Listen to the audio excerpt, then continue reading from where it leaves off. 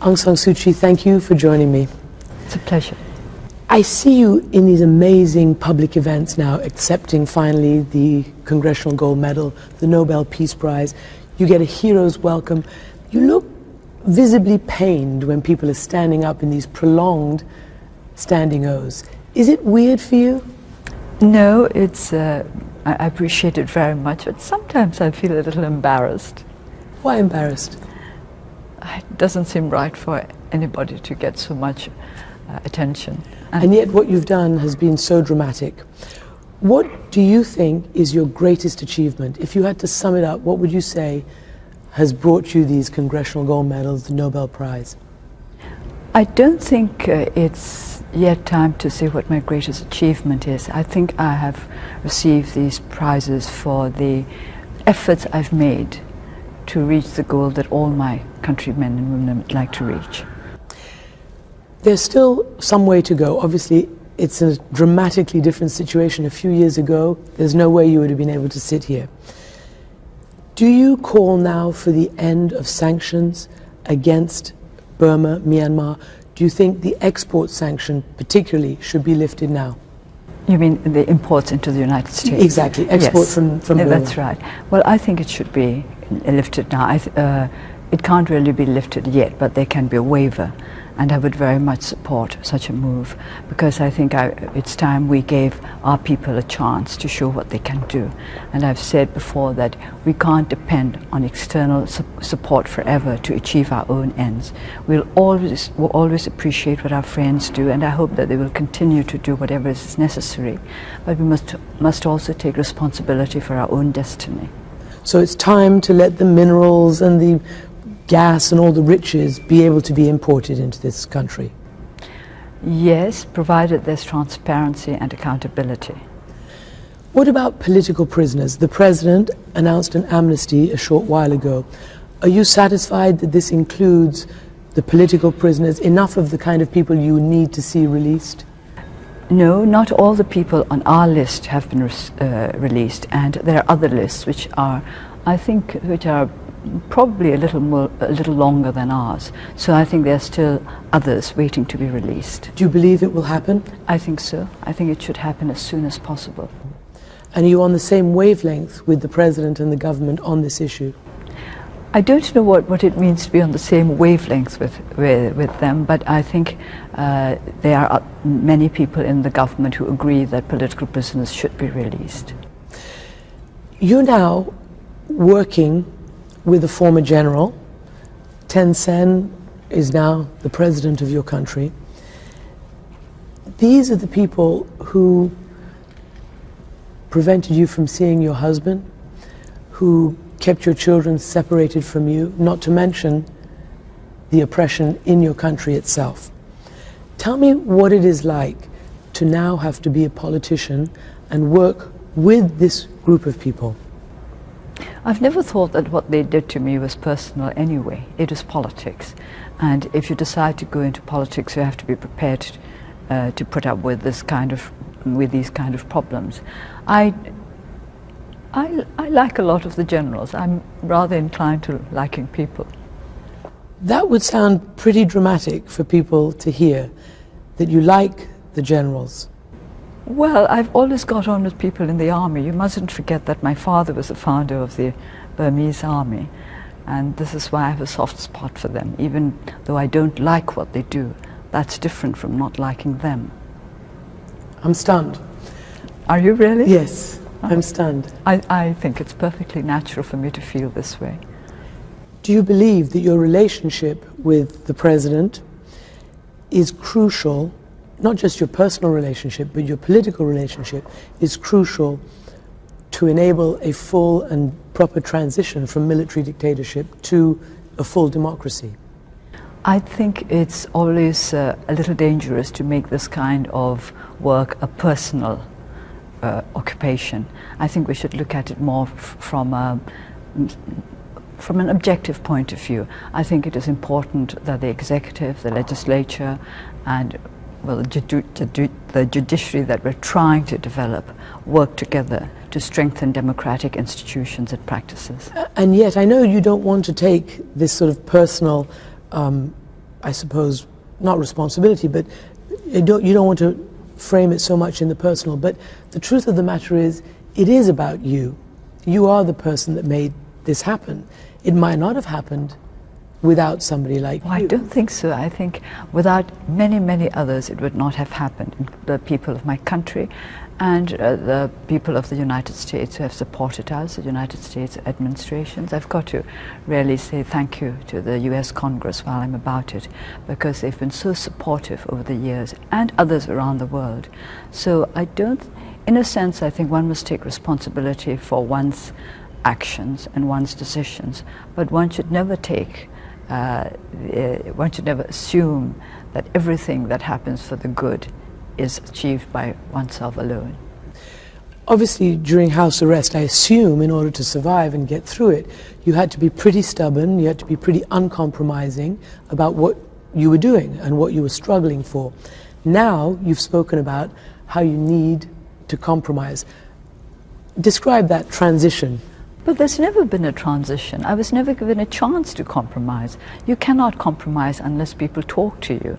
Since there was never any kind of dialogue, never any kind of consultation with us, with the Forces for Democracy, we were never given a chance to compromise. People keep saying, I've changed, I used to be confrontational, but I haven't changed.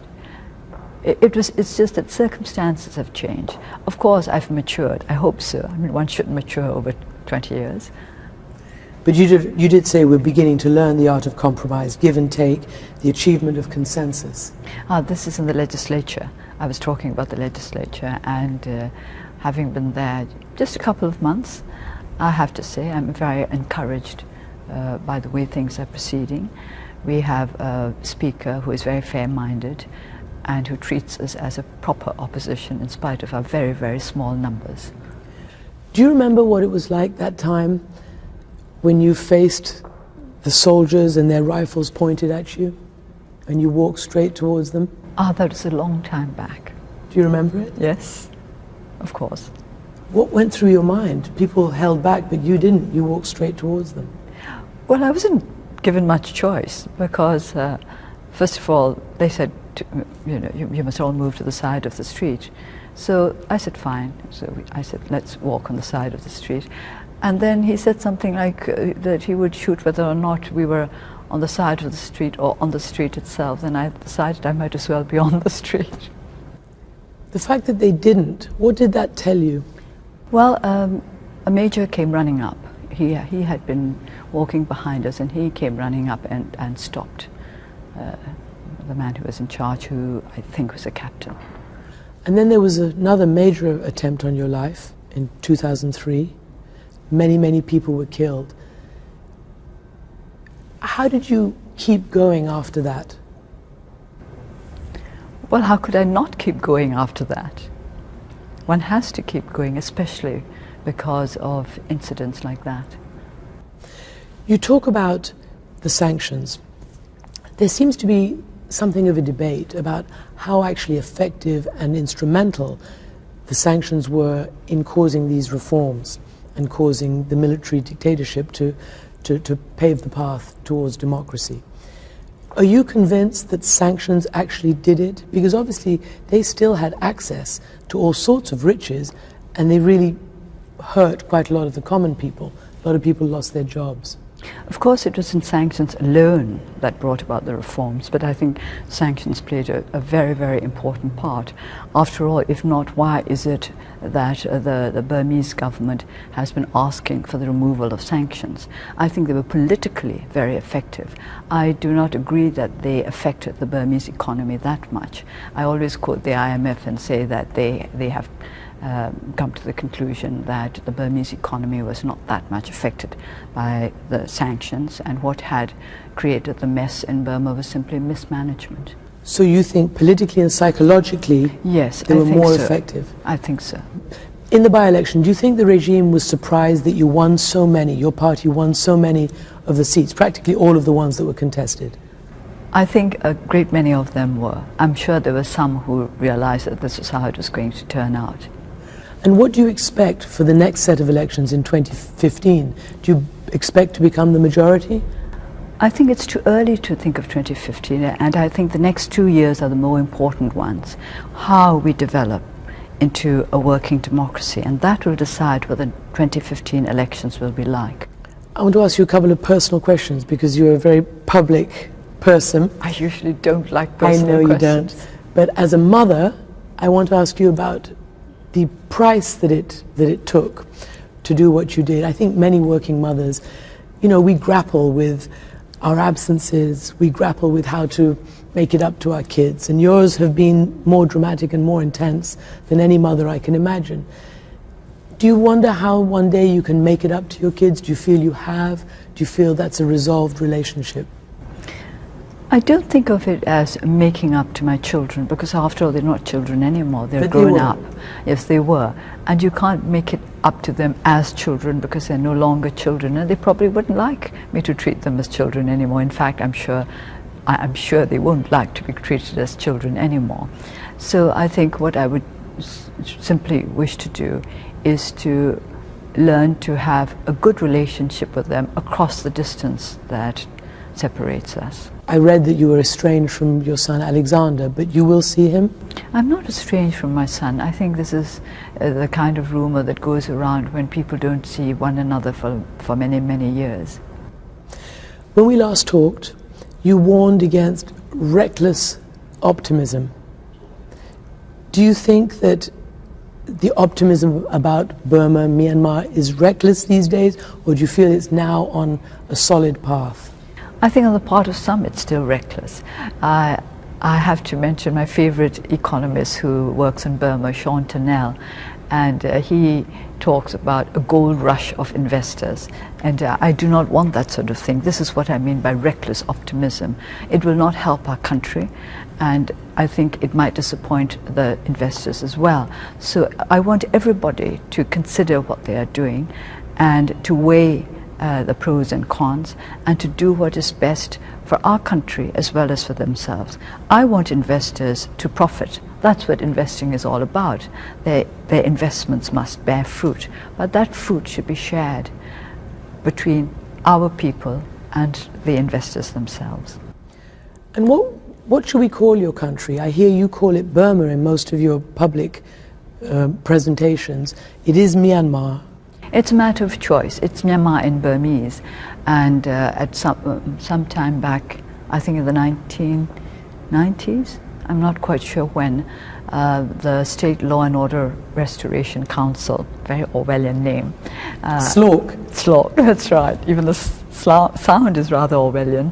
SLORC decided that Burma should henceforth be called Myanmar in English as well. But I think we have the right to freedom of expression, and we can choose to call it the name that we feel comes most naturally to us.